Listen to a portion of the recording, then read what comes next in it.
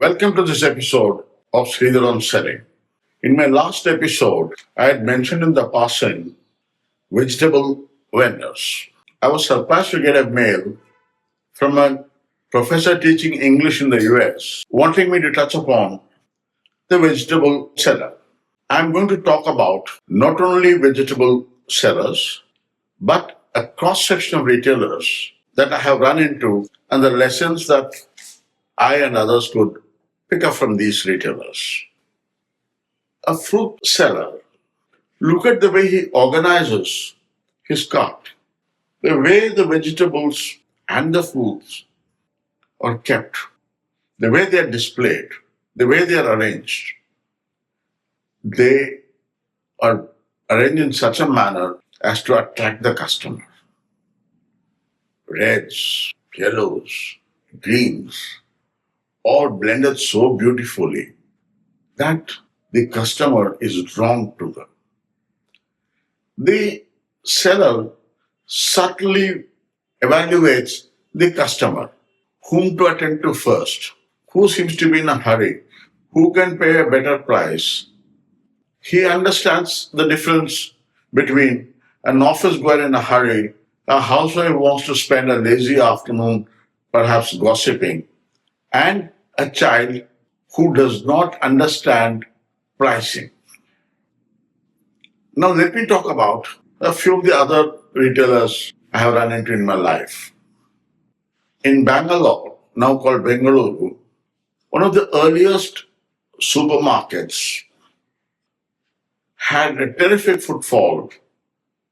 I was talking to the owner of the store. A lady was in one of the aisles. She picked up a pack of milk and somehow dropped it. It told him this milk was all over the place. This gentleman who was talking to me, the owner of the store, immediately rushed to that lady and said, "Ma'am, are you all right? You're not hurt? Milk is not spilled on your sari?" He didn't mention anything about compensation. He didn't say anything about her having dropped the milk. And what really impressed me was he himself swept the floor clean. And when I asked him that he has a whole lot of people working for him, why did he have to do it himself? He said, "If I tell others, it may take a little longer. This is my store. The customer is my customer." This is the essence of retailing. The customer being your customer, the store being your store. Long time back, maybe 70, 75 years back, in a small city called Nagur in Tamil Nadu. Nagur is a place where there's a very famous dargah. So a lot of Islamic followers come there to offer prayers at this dargah. There was a garment store selling textiles and garments.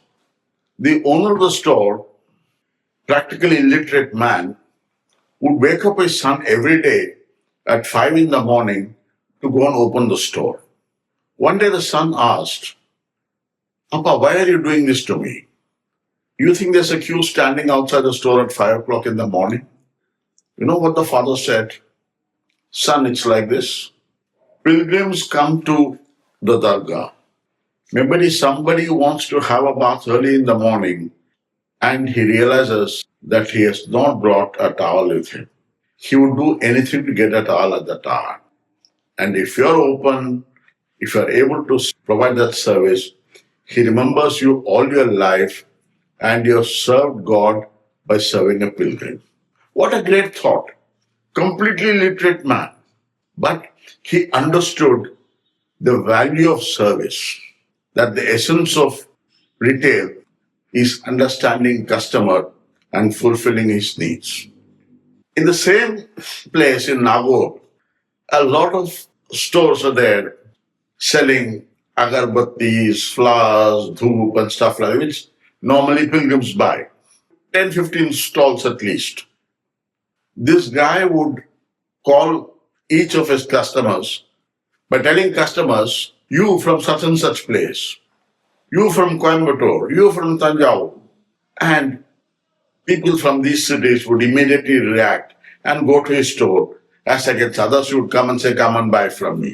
So I was just wondering, how does this guy know the place from which these customers have come?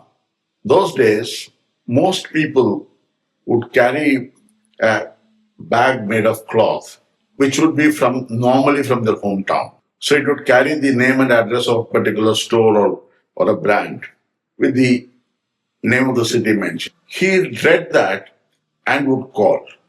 Imagine how we are creating a small difference. I would like to reiterate another example which I had given in one of my earlier episodes. This is about a retail store in Trivandrum. He was the biggest retailer for household items, utensils, appliances, and stuff. He was to meet me for dinner. I go to that place. This incident is about 35 years back, perhaps. I go to his store. The manager of the store has had 3 shutters down, locked.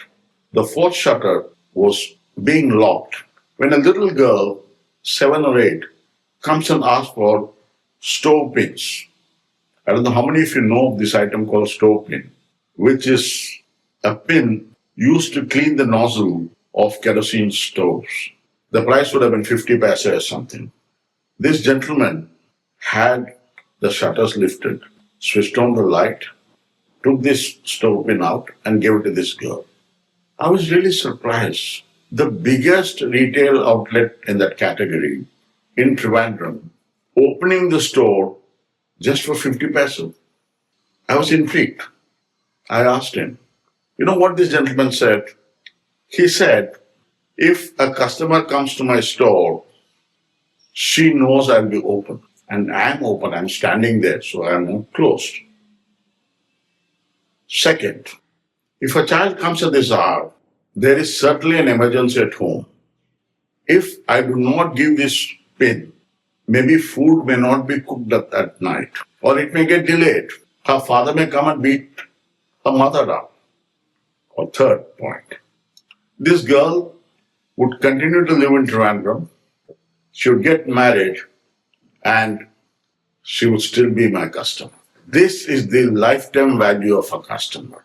So, gentlemen, you can learn from this wide cross-section of retailers who may not have gone to IITs and IIMs, who may be barely literate. As I said, a vegetable vendor, a fruit seller, the way they display, they can't even write NID, but they know the power of display. They know what appeals. Thank you very much. I hope you enjoyed this session. Please do subscribe to Sridhar. Thank you.